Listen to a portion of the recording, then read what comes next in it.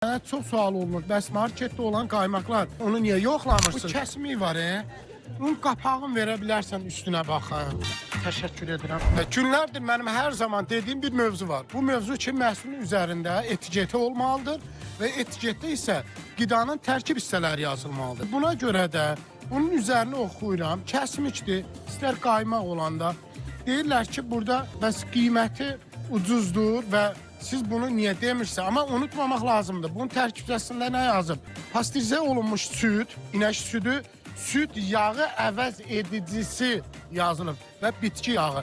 Bu bitki əlbəttə ki, palmal yağı da ola bilər. Mənə çox sual olunur. Bəs marketdə olan qaymaqlar 6 manat 80 qəpik və ya 7 manat olduğu halda bəs onu niyə yoxlamırsınız? Amma onun tərkibində üstündə yazıbdır ki, tərkibində nə var? Alıb almamaq qərarı isə yalnız o sizin öz fikriniz olur. Amma bazarda isə müşahidə etdiyim həmin məhsulun yalandan insanları aldadaraq ki, təbii qaymaqdır, təbii yağdır, mən bu fikirlə razı deyiləm.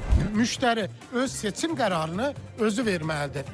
Təmiz alsın, bioloji olaraq, yoxsa tərkib hissəsində başqa katkı və ya yağ olan məhsullardan alsın.